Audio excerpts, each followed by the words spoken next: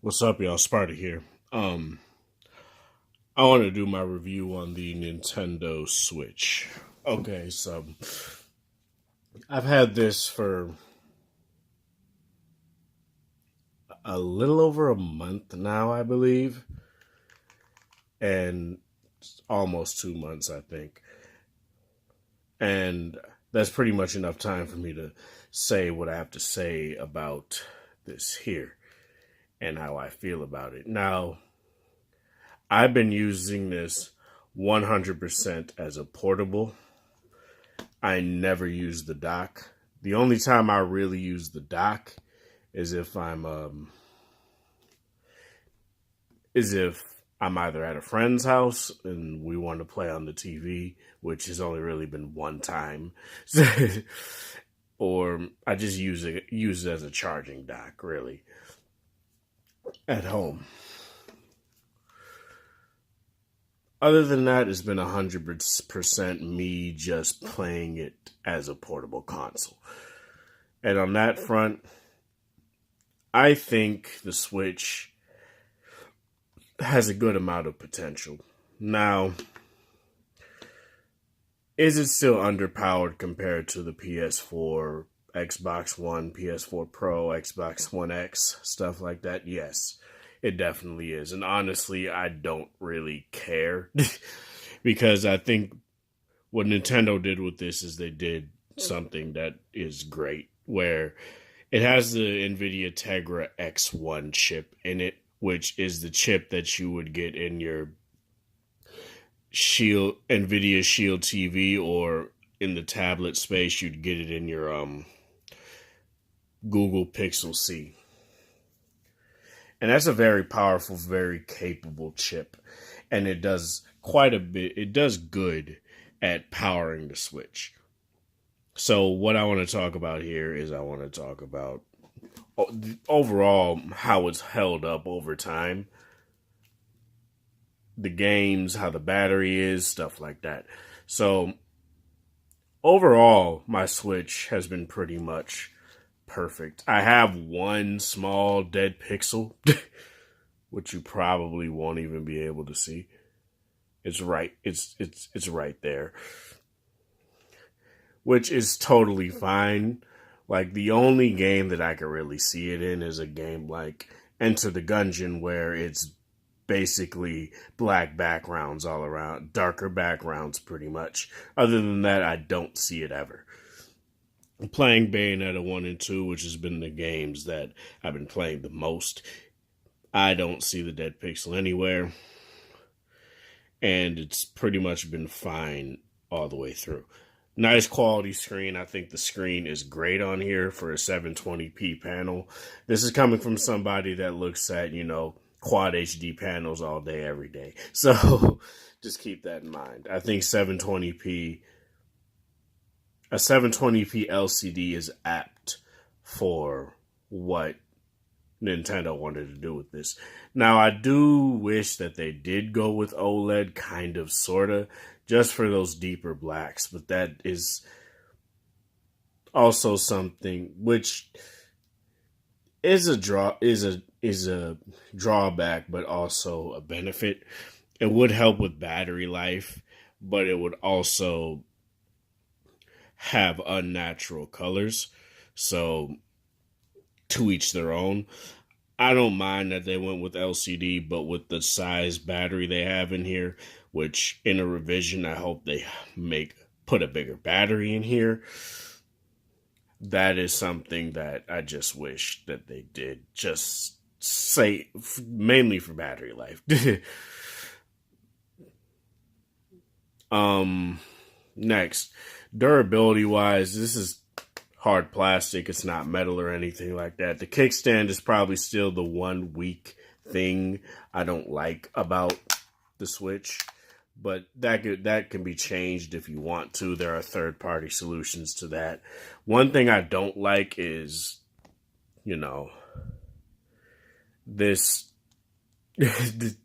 this thing that is not called a D-pad but replaces the D-pad, specifically for fighting games. I'm a fighting gamer, and it is not something if you play fighting games, doing this, it doesn't just feel right. Now, sure, I can get a pro controller, but that's $70, and I will get it eventually. But I just wanted to bring that up. That's probably the one thing about the Joy-Cons I don't like. Another thing, my left Joy-Con somehow just goes loose. It got loose somehow. I don't know what happened. Look, I'm not pressing the button. I just do that and it just comes off. I do that with my right Joy-Con. It doesn't budge. Well, obviously it budges, but it doesn't come off as easily. Now, it's not my Switch itself.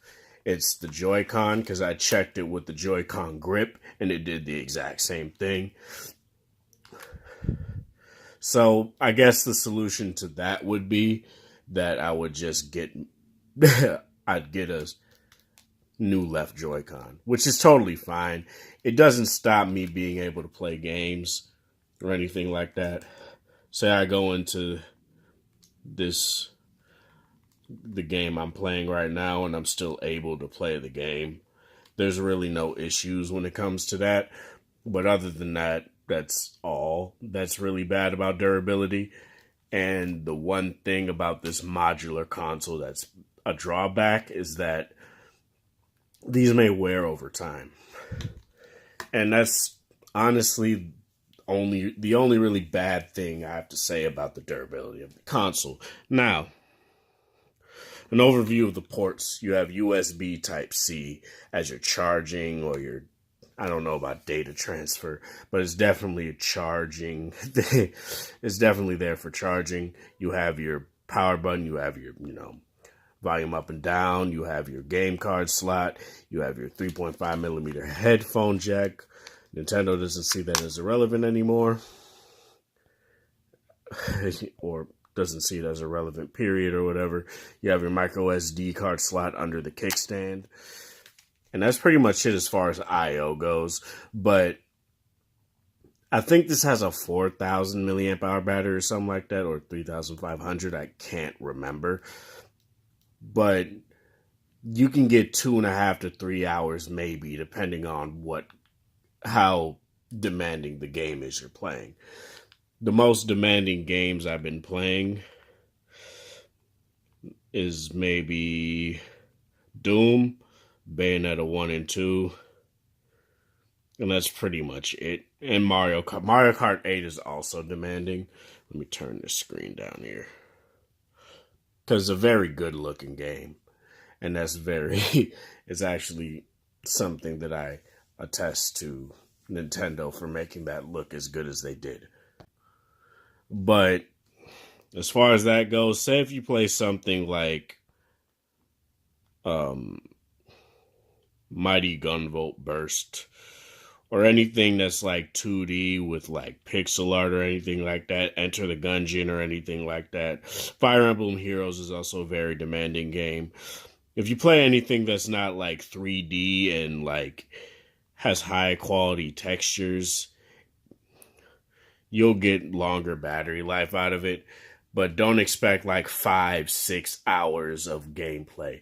That's not what you're going to get with this at all, which is totally fine with me, but I just want to make that apparent. And compared to something like the Vita when it comes to standby time, which is something I already did, but if you are coming from the Vita, don't expect the same kind of standby time from this as you get on the Vita. The Vita, I don't know what they did with that, but it just doesn't die. And it's crazy how that's a thing. But standby time on this is actually pretty good. I can probably leave it in its case or whatever for like maybe 2 days and it'll probably be on maybe 50%. Whereas my Vita, it could be in there for weeks and not lose a charge. Well, obviously lose a charge, but not die so fast.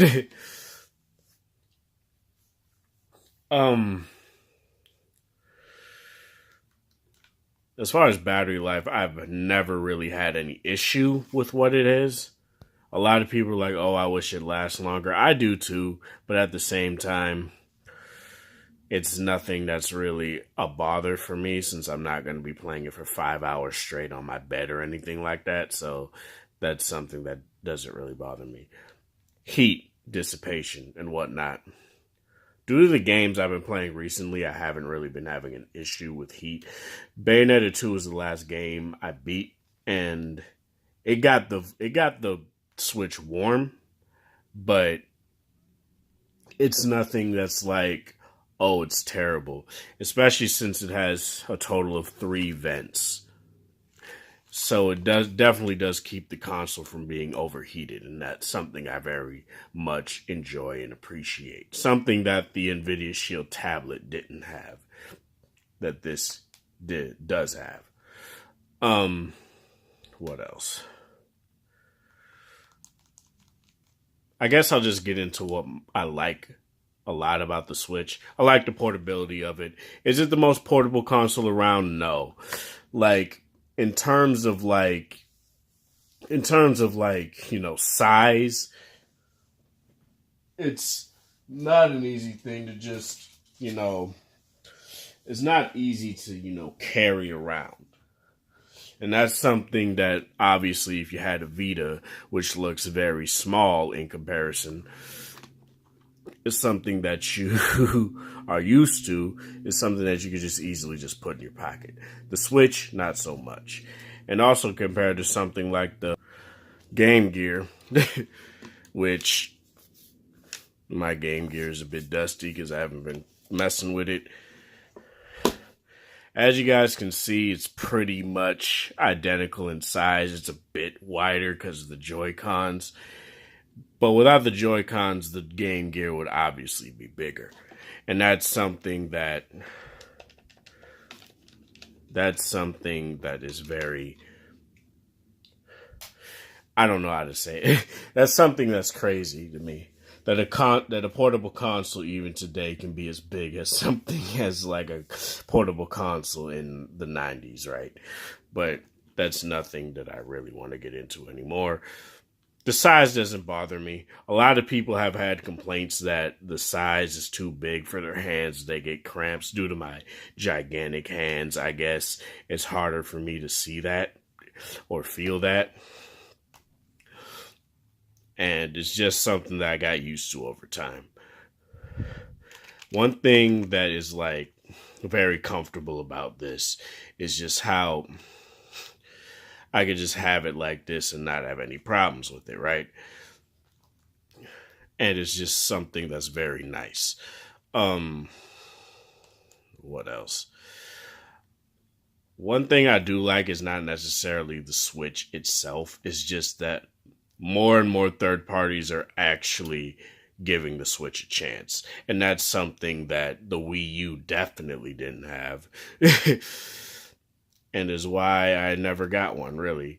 Despite the fact I wanted to play Bayonetta 2 and stuff like that. And Smash 4 and stuff like that. But I just didn't want to pay $300 for a console that is only really going to have a few games that I'm actually going to play. And people can say, oh, but the Nintendo library. Like, look, I grew up with Nintendo. I love Nintendo. But I'm not going to sit here and say that those are the only characters I care for. Because they're not. They're definitely not. Not to say that I bought a PS4 for something like Infamous Second Son or anything like that. I didn't. I bought it because I actually wanted it, and I bought the Switch because I actually wanted the Switch. Not for Breath of the Wild, not for Odyssey, not for anything like that, but because I saw potential in this, and that's something that is very nice. What I like about this also is the evolution. This is basically the closest you'll get to an Nvidia Shield tablet X1. Because obviously it has the Shield, it has the Nvidia Tegra X1 in it, and also it's a console portable hybrid, right? Which is what the Shield tablet attempted to be, and in my opinion, didn't do so well. in a lot of aspects. In particularly, connecting to a TV and stuff like that. The Switch is very seamless when it comes to that. You plop it into the dock, if it's connected to a TV, it instantly pops up. And that's something that I like a lot about the Switch. Very much so. But if there were going to be any dislikes I have about the Switch, that's very hard to say, really. Nintendo still has this like quality control thing where there's certain aspects about it that aren't as tight fit. Like obviously, as I showed you, my super loose Joy-Con and stuff like that. The D-pad is a contingent point for me. What else was I talking about? The battery life can be improved, but that's something that's more of a gripe and not a dislike. It's just something I'm like, it could be better, but it's whatever. I didn't mean to rhyme there. But and another dislike I have really is the fact that you can't set any sort of like you can't go into your gallery and set any unless no, you can't set. It won't allow you to set anything as like a wallpaper or anything. You can't set wallpapers. And that's something that I would actually like to do a lot. Is rather than having this very dull background here, is have a background of some sort on there, be able to go into your album and set something as a wallpaper. That's something that the Vita excels at. It has a plethora of themes on there, and the only themes you get on here is white or black. And that's something that's very, it's whatever, but it's fine, but it's not something that I'd be like, oh, that's something that I love a lot. I guess I'm not going to play any games because I don't want to get copyright struck. But a game like Doom or something like that, Fire Emblem Warriors, games meant for the Switch look amazing on it and play well on it. Doom on the Switch sure runs at 30 frames per second as compared to 60 or even higher on PC, some stuff like that. But honestly, it's not something that really bothered me because I was like, I was buying this. I knew there were going to be compromises, and me being a huge Doom 2016 fan, love what Panic Button has done with this port. And I really hope with the Wolfenstein 2 port that they're going to do, it's as good. Because Wolfenstein 2 has a lot of like very demanding things about it, even on PC. And that's something that I would like to see. That's something very interesting that I would like to see how they handle that. Yeah, that's pretty much it, I guess. The lack of games will also obviously be addressed. Smash just got announced for Switch. A whole bunch of games just got announced for Switch. E3 is around the corner, stuff like that. So we'll see what else they bring to it. Kirby Star Allies just came out. I was going to get it, but I pre-ordered the God of War PS4 Pro, so that's something that obviously can't happen. As far as this goes, though, Nintendo, great job with this. If I were to say anything about the Switch, I would say that it actually makes me feel like I'm 6 years old again playing a Nintendo console.